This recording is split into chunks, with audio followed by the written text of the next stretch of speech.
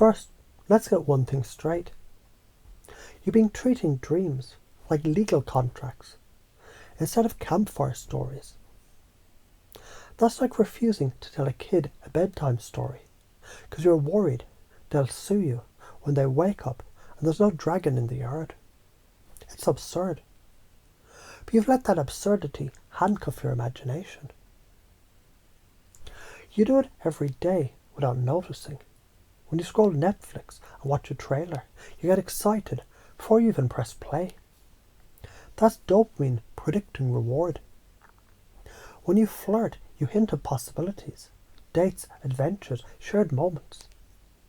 Not because they're locked in stone, but because it's fun to taste them before they exist. When you plan a vacation, half the joy isn't the trip. It's the mental Instagram reel that you've already built in your head. So why does it matter? Without that spark, life becomes grey spreadsheet hell. No jazz improvisation. No seasoning before the meal. Just measuring cups in silence. And when something doesn't go exactly to plan, you call it failure. When in reality, it's just improvisation in progress. Biologically, dopamine is your get up and chase chemical. Not pleasure, but anticipation of pleasure. Your brain spikes it when it thinks something good might be coming. Cut off that loop and you flatline your own motivation. Individually and in your relationships. The big picture, dreaming isn't lying. It's the human version of migration patterns. Birds fly south before they know that the weather's going to turn. You imagine before you know the exact outcome, because that's how we adapt, bond, and keep moving. Couples who imagine together stay in motion. Couples who only speak facts turn into human resources departments. The moment you say, we should hike in Iceland, the point isn't about booking tickets. It's feeling the shared buzz now. It's foreplay for life. The joy in the what if is the reward itself, even if the hike never happens.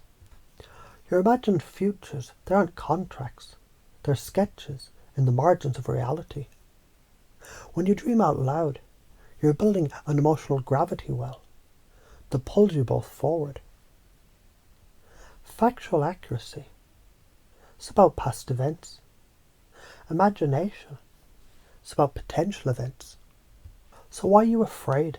Because somewhere in your mental code, integrity got hijacked by. Never say anything that might not happen. That's like saying, I'll never dance unless I know the playlist ahead of time. Congratulations, you just killed the party. You fear others will call it manipulation, but manipulation is self-serving. Dreaming is co-serving. You're co-authoring a maybe, not dictating a must. Stop dreaming and your shared world shrinks. Your conversations degrade into weather reports and grocery lists. Your relationship loses surprise, and eventually so do you. Keep dreaming, and even the things that don't happen, they still leave a trail of joy behind them. When you mix the factual with the imagined, you create a playful uncertainty that opens the brain to influence. So why cliffhangers hook you? Your brain hates unresolved potential. It wants to move toward closure. You can use that in relationships to pull both of you towards richer experiences. The top patterns this interrupts. Over seriousness in connection. Treating spontaneity as risk instead of resource. Killing anticipation because you can't guarantee delivery. Equating unmet plans with betrayal. From now on, when you imagine with someone, you'll know it's a gift, not a guarantee. You'll taste the joy without chaining yourself to the outcome.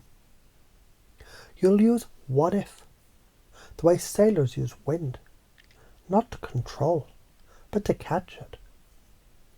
And you'll notice the more freely you dream, the more reality throws you actual adventures, because you've stopped damming the river.